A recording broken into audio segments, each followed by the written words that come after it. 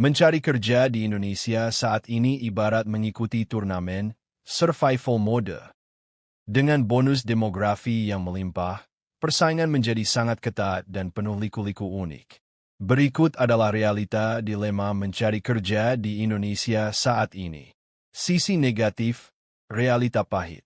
Fenomena, orang dalam, privilege meski sistem rekrutmen sudah digital, jalur koneksi atau rekomendasi internal masih menjadi jalur cepat yang sering mengalahkan kandidat kompeten tanpa koneksi.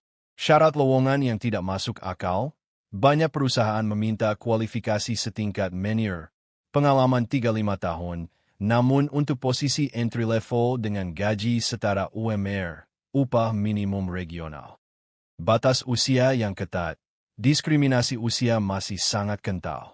Banyak lowongan membatasi maksimal usia 25 tahun, yang membuat lulusan lama atau mereka yang ingin pindah karir merasa terpinggirkan.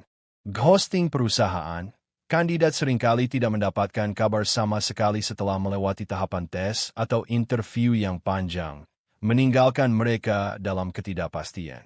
Sisi positif, peluang baru. Ekosistem digital remote work, kini mencari kerja tidak terbatas geografis.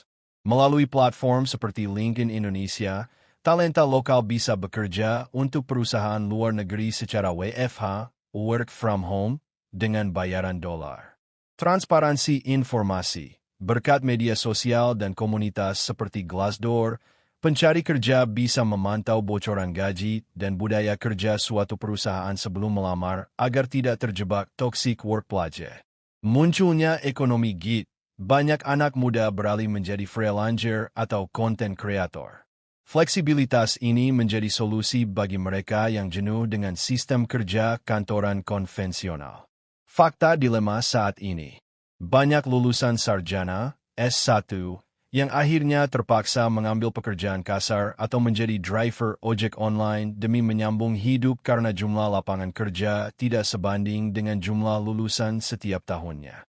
Jika kita bicara secara kritis dan logis, mengandalkan ijazah di pasar kerja yang jenuh adalah strategi yang berisiko tinggi. Untuk warga Indonesia, jalan alternatif haruslah tahan banting terhadap inflasi dan minim modal uang, tapi tinggi modal waktu dan kecerdasan. Berikut adalah jalur alternatif mencari pemasukan dengan logika kritis. 1. Eksploitasi arbitrage, digital, modal, skill, and internet. Logikanya sederhana. Cari uang di pasar yang nilai mata uangnya lebih tinggi, dolar, euro, dan habiskan di pasar yang biaya hidupnya rendah, rupiah. Jalur, menjadi freelancer di Upwork atau Fiverr. Skill minim modal, jasa data entry, transkripsi, atau menjadi virtual assistant. Jika Anda bisa bahasa Inggris dasar, peluang ini terbuka lebar. Logika kritis. Jangan bersaing di pasar lokal yang harganya perang tarif. Jual keahlian Anda ke klien luar negeri di mana $10, Rp 150 Rb, adalah harga murah bagi mereka, tapi sudah di atas upah harian buruh di Indonesia. 2. Content-based affiliate marketing, modal, HP, and creativities. Banyak orang terjebak menjadi penonton, padahal algoritma media sosial di Indonesia sangat menguntungkan kreator. Jalur, Shopee Affiliate atau TikTok Affiliate. Logika kritis, Anda tidak butuh stok barang tanpa modal. Tugas Anda adalah membuat konten ulasan, review, yang jujur. Di Indonesia, masyarakat lebih percaya rekomendasi orang daripada iklan perusahaan. Konsistensi mengunggah video adalah kunci untuk memicu passive income dari komisi penjualan. 3. Jasa perantara properti, kendaraan, modal, komunikasi, atau koneksi. Ini adalah cara klasik yang tetap relevan secara logika ekonomi. Jalur, menjadi agen lepas, makelar, properti atau kendaraan bekas. Logika kritis. Banyak pemilik aset yang ingin menjual tapi tidak paham cara memasarkan di OLX atau Facebook Marketplace. Anda mengambil peran sebagai penghubung. Modalnya hanya kuota internet dan keberanian berkomunikasi. Satu deal rumah bisa menghasilkan komisi jutaan rupiah tanpa Anda harus mengeluarkan uang sepeser pun. 4. Monetisasi pengetahuan lokal, modal, keahlian spesifik. Setiap orang punya keahlian yang bagi orang lain sulit. Jalur, menjual e-book panduan praktis atau kelas privat melalui tip-tip atau Triblio. Logika kritis, daripada mencari kerja, buatlah produk. Jika Anda jago masak, jago memperbaiki motor, atau jago desain Canva, kemas pengetahuan itu menjadi tutorial digital. Di Indonesia, pasar, belajar mandiri, sedang meledak karena orang ingin cepat bisa tanpa harus kuliah formal. 5. Jasa solusi masalah administrasi, modal, ketelitian. Birokrasi di Indonesia seringkali membingungkan bagi orang awam.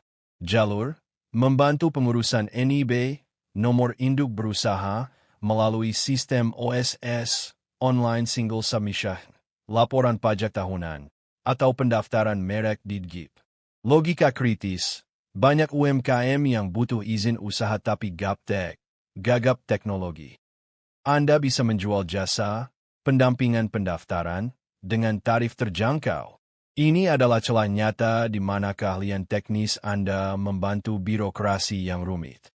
Kesimpulan logis. Di zaman sekarang, pemasukan tidak harus datang dari satu bos. Lebih baik punya 3 sumber pendapatan kecil yang Anda kontrol sendiri daripada satu gaji besar yang bisa diputus kapan saja melalui PHK. Nah, hidup itu tidak perlu selalu lari kencang, yang penting kakimu tetap melangkah. Ada kalanya dunia terasa berat, tapi ingatlah bahwa mendung tidak pernah tinggal selamanya di langit. Berikut beberapa pesan sederhana untukmu. Jangan takut salah. Kegagalan itu bukan tanda kamu lemah, tapi tanda kamu sedang belajar hal baru yang orang lain belum tentu berani coba. Istirahatlah jika lelah. Kamu manusia, bukan mesin. Menepi sejenak untuk mengambil napas bukan berarti menyerah. Jaga hatimu. Orang bisa bicara apa saja, tapi kamulah yang memegang kendali atas kebahagiaanmu sendiri. Tetaplah jadi orang baik. Meskipun dunia kadang tidak adil, jangan biarkan itu mengubah ketulusanmu. Pulanglah ke doa-doa kami saat kamu merasa kehilangan arah. Kami selalu bangga padamu, bukan karena apa yang kamu capai, tapi karena kamu adalah kamu.